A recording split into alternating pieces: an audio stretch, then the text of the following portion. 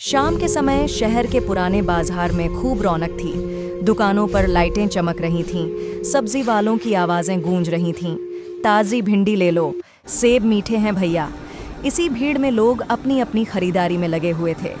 बच्चों के लिए खिलौने, बुजुर्गों के लिए सब्जियां और दुकानों पर मोल भाव। सब कुछ सामान्य लग रहा था, लेकिन तभी अचानक माहौल बदल गया। कुछ गूंडे, 4 से 5 की टोली एक लड़की को घेर कर उसे परेशान करने लगे। कभी उसका रास्ता रोकते, कभी गंदी बातें कहते, तो कभी हंसते हुए उसके नज़दीक आने की कोशिश करते। वो लड़की डर के मारे कांप रही थी और सब कुछ सहते हुए आगे बढ़ने की कोशिश कर रही थी। आसपास के लोग यह सब देख रहे थे, पर किसी ने कुछ कहने की हिम्मत नहीं की। किसी ने नज़रें फेर लीं, किसी ने दबी आवाज में कहा, पंगा मत लो, और कोई बोला, ऐसे लोगों से कौन उलझे। भीड़ खड़ी थी, लेकिन खामोश थी। तभी उस भीड़ में से एक आवाज उभरी, बस अब बहुत हुआ। सबकी नजरें मुड़ीं। एक साधारण सी दिखने वाली लड़की आगे आई। उसका नाम था पिंकी।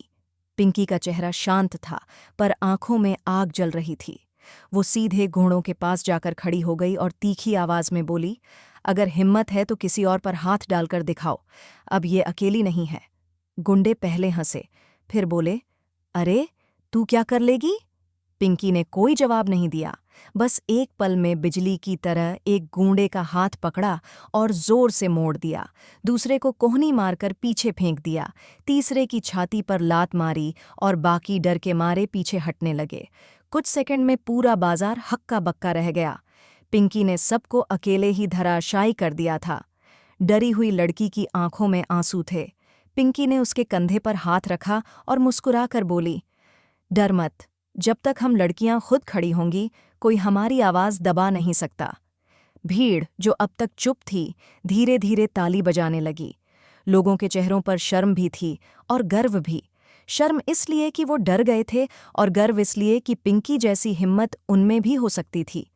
पिंकी ने जाते जाते भीड़ की तरफ देखा और कहा, गलत को रोकना ही असली बहादुरी है, अगली बार चुप मत रहना।